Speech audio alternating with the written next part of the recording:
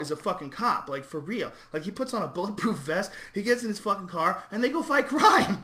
And it's like, who is letting him do this? Like, how crazy is it that all you have to have is a couple fucking movies? Have you seen his website? Oh, it's genius. Yeah, it's awesome.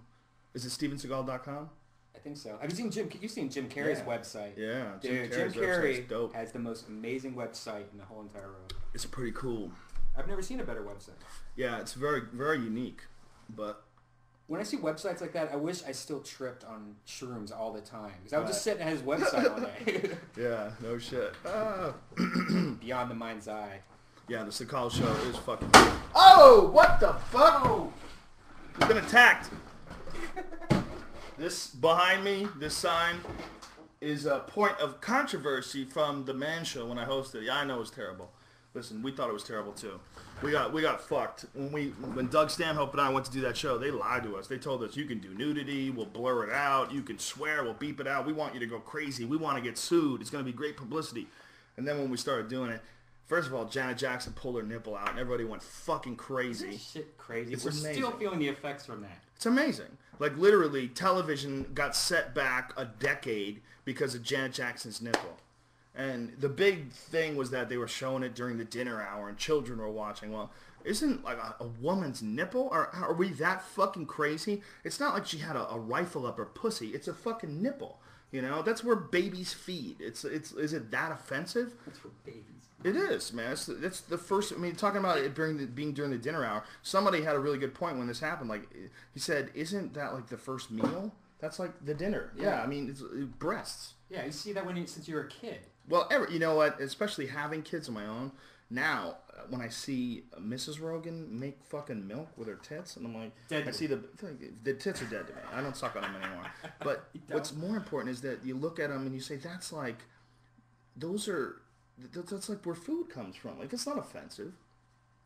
But anyway, this thing behind us make me hard. This is how fucking stupid they were when we were doing this show. There was an argument.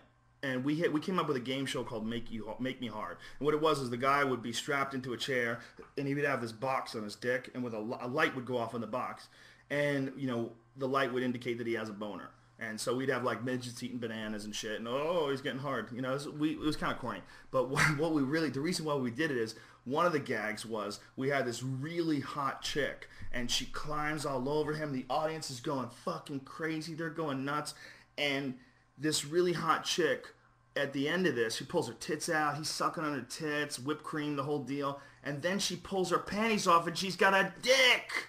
And the audience goes crazy. She was a tranny. And I mean, I've never heard a bigger wave of disappointment than when this tranny pulls out this dick, and she was taking all kinds of hormones, so it was like a dick that had been poisoned. It looked like dead. It was like dark. It was dark and shriveled up, like it burned, like chemically burned. Like it was like a little dead monkey dick. What did it smell like? I don't know. And she pulled it out, and she starts, like, swinging it around, and the fucking audience went crazy. And the guy sitting in the chair just had this look in his face of horror. Well, they approved all that. But what they wouldn't approve is the name of the show, Make Me Hard.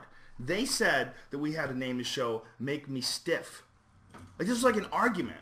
Like, for real, like, there's a difference. Like, they mean the same thing. It's just Make Me Stiff doesn't sound quite as funny. It really doesn't matter. I mean, what's the difference? But the point was that they were willing to argue this. It was a big deal for them. And that shows you how these shows work.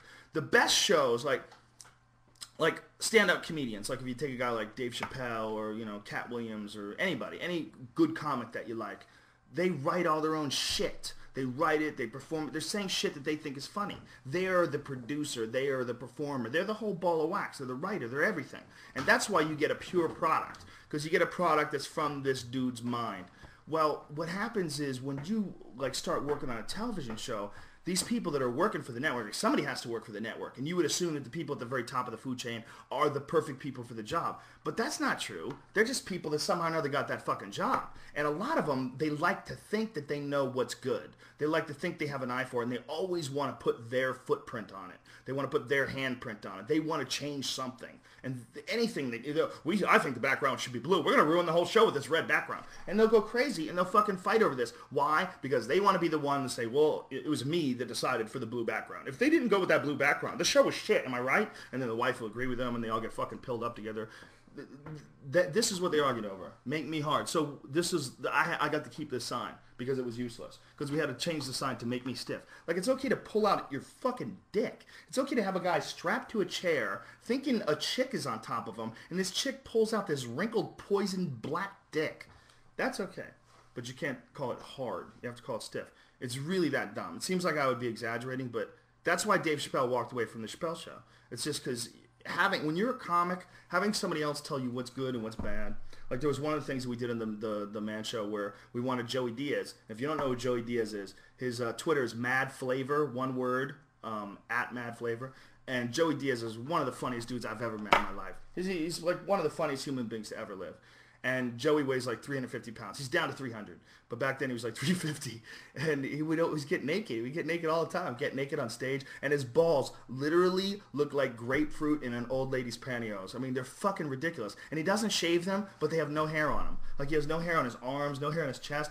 And he's fat as fuck, and we wanted to have him introduce us at the beginning of every show. He kicks open this door and comes out yelling, "Let's get this party started!" And his balls are jingling, and it's fucking hilarious. First of all, it's hilarious because Joey's hilarious. No matter, he could read, Doug Stanhope said Joey Diaz could read the phone book and it'd be funnier than most of the shit you see on late night TV. And that's totally true.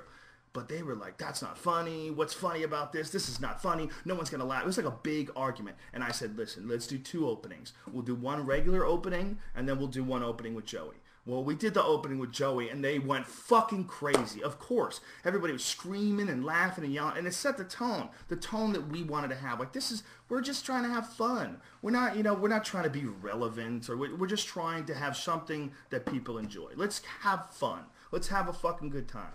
But it was almost impossible to try to have that good time when you have, other people like that aren't necessarily funny at all, and they're like putting their input into what should be in this comedy show. So Doug and I got fucked, but the most important thing is that we had a good time, and we were always good friends, but we became great friends doing that. All right, what else? What's going on here? The snowflakes. Well, you don't like the snowflakes? They're dragging the video stream down. Oh, you know what? You might be right, dude. Here, the snowflakes might be fucking us. Freedom. No more snowflakes. Is that better, everybody? Oh, I'm sure it's better. My internet's gay. You need to upgrade that. I can't believe you haven't done that. You used to be on top of the game. I know. He used to have the fastest internet back when internet was 28K, 56K. He used to have. Well, back ISDN?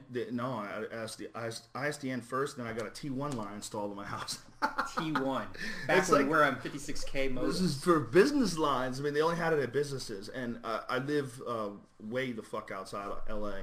And it took a long time for us to get like DSL and shit out here. Like, I couldn't get cable. I used to have to get satellite, direct TV. So they the only thing they had that was really fast is this thing called a T1 line, but it was $1,000 a month. And that's gross. Back when I was on news radio, I was totally new rich. I was like, okay, that's bam.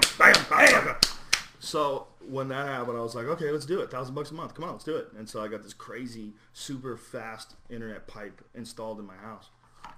But now I got this gay DSL that's just not very powerful. I need to upgrade. I'm going to get some of that AT&T U-verse loving. What else we got here? Much better? Is that much better? Thank you. Good. Awesome. Yeah, because once you get that, then that's why I asked you to get Wi-Fi. Check the dude in the background for a pulse. Oh, he might be a vampire. Team Jacob! What the fuck is going on with America? We have rock stars that don't fuck, right? The Jonas Brothers. We got vampires that don't bite anybody. We have pop stars that can't go to sleep, so they get literally sedated every night. We have golfers getting fucked. We got America that's freaking out because an ugly rich guy is getting a lot of pussy. He's cheating on his wife. He's cheating on his wife. He's a black athlete. Like, is that really a big shot? He's ugly. Yeah. It's amazing that a guy like that, all he has to do is be good at something and acquire a bunch of numbers, and he can fuck all these girls. Like, he's not even paying these girls.